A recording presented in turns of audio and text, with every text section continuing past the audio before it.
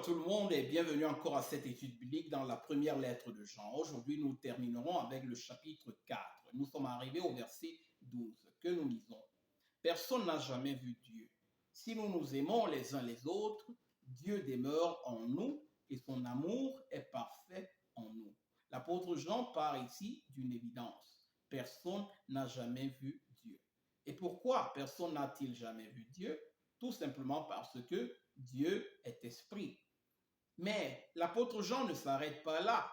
Et il dit, mais est-il possible de savoir si nous sommes en communion avec Dieu, bien que nous ne le voyons pas?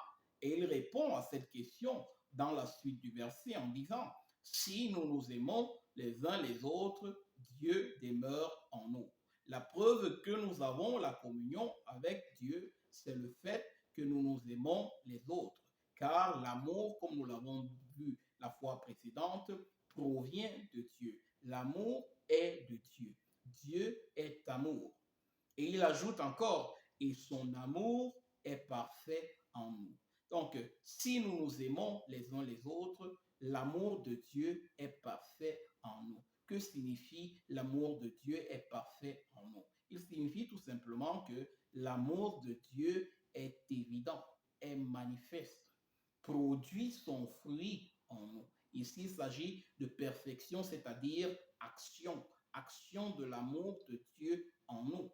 Cela ne signifie pas que nous sommes parfaits dans l'amour comme nous avons l'habitude de penser, mais nous accomplissons l'amour de Dieu, nous marchons selon l'amour de Dieu. Donc ici, la perfection n'est pas dans le sens d'achever, de quelque chose d'achevé, mais plutôt de quelque chose qui est en cours, quelque chose qui est en train de se manifester, quelque chose qui est évident.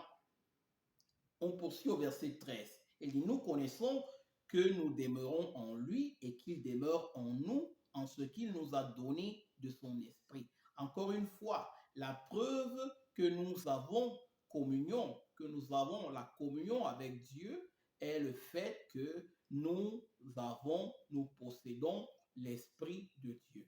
Dieu donne son esprit à tout ce qu'il fait naître de nouveau, à tout ce qu'il transforme par sa parole et son esprit. C'est ce même esprit qui vient habiter et demeurer en tous les enfants de Dieu.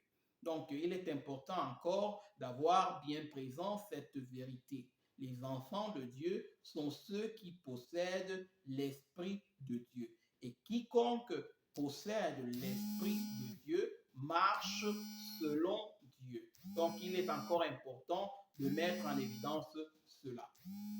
Poursuivons encore notre lecture. Nous sommes au verset 14. Et nous avons vu et nous attestons que le Père a envoyé le Fils comme sauveur du monde.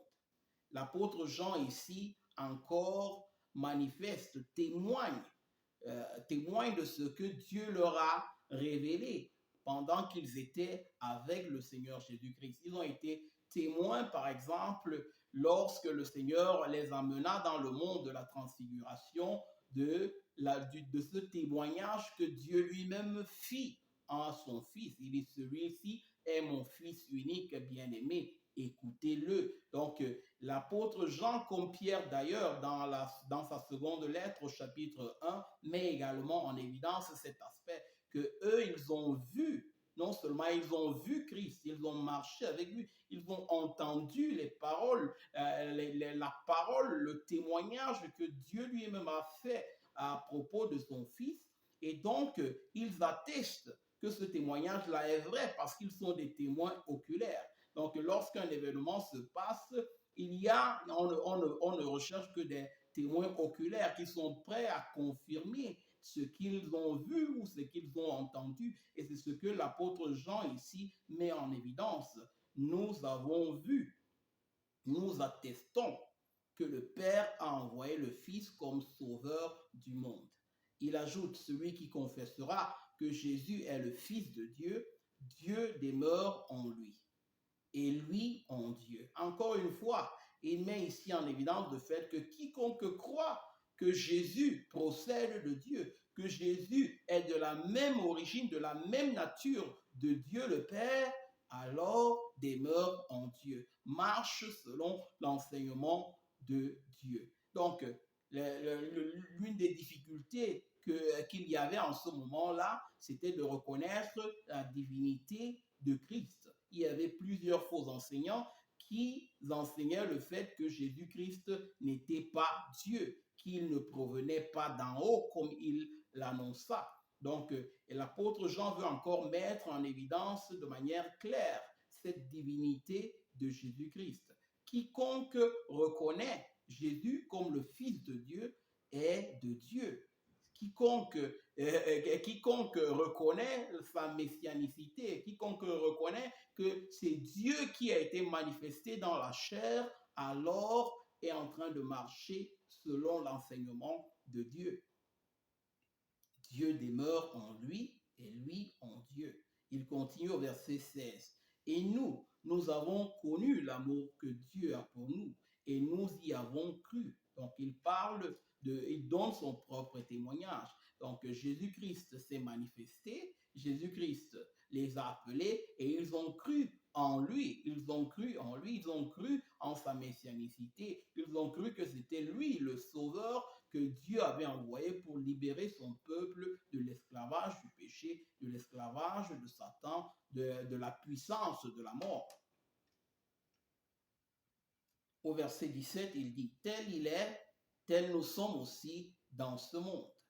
C'est en cela que l'amour est parfait en nous, afin que nous ayons de l'assurance au jour du jugement. Donc, il dit en quelque sorte ici que les enfants de Dieu imitent Dieu, imitent Christ, marchent comme Christ a marché. Vous vous souvenez, notre Seigneur Jésus-Christ, lorsqu'il parla des pharisiens, il leur dit, moi je ne suis pas de ce monde. Vous êtes de ce monde. Et par la suite, dans sa prière sacerdotale, dans le chapitre 17 de l'évangile de Jean, il dit également de ses disciples qu'ils ne sont pas de ce monde, bien qu'ils habitent dans le monde. Donc l'apôtre Jean met en évidence ici, le fait que les disciples de Jésus suivent son exemple. Ils marchent comme lui-même a marché. Donc il dit, tel il est, tel nous sommes aussi dans ce monde. C'est en cela que l'amour est parfait en nous. Quiconque marche comme Christ a marché, alors il a la preuve qu'il est de Christ, que l'amour de Christ est en action en lui. Et c'est ça qui lui donne justement l'assurance le jour du jugement, qu'il est sauvé, qu'il est membre de la famille de Dieu, qu'il fait partie des élus de Dieu, il fait partie du peuple, de la maison de Dieu, par sa foi en Jésus-Christ, par sa persévérance dans les voies de Jésus-Christ. Au verset 18, il dit, la crainte n'est pas dans l'amour, mais l'amour parfait bannit la crainte, car la crainte suppose un châtiment, et celui qui craint n'est pas parfait dans l'amour. Ici, il met en évidence que le fait que si nous aimons Dieu, nous marcherons dans l'assurance et non dans la crainte.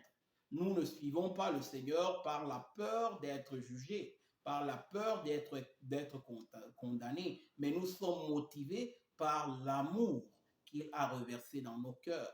C'est ça qui nous amène, c'est ça qui nous, qui nous stimule à rechercher ces voies d'amour, de justice et de sainteté. Donc, de lui obéir, d'obéir à sa parole. C'est cet amour-là qui motive à une vie sainte. Ce n'est pas la peur qui est la motivation d'une vie sainte, d'une vie de sanctification, d'une vie de séparation jour après jour de la corruption de ce monde et du péché. Donc nous suivons, nous obéissons à Dieu, nous marchons dans l'amour et dans sa justice à cause même de l'amour qu'il a reversé en nous par son esprit. Au verset 19, il dit encore, pour nous l'aimons parce qu'il nous a aimés le premier. Encore une fois ici, il dit le résultat, la motivation pour laquelle nous aimons Dieu, c'est parce que Dieu a fait le premier pas. C'est lui qui nous a aimés en premier. C'est lui qui nous a transformés. C'est lui qui a reversé son amour en nous. Voilà pourquoi nous sommes en mesure d'aimer. Donc, nous l'aimons parce qu'il nous a aimés le premier. C'est lui qui a fait ce premier pas.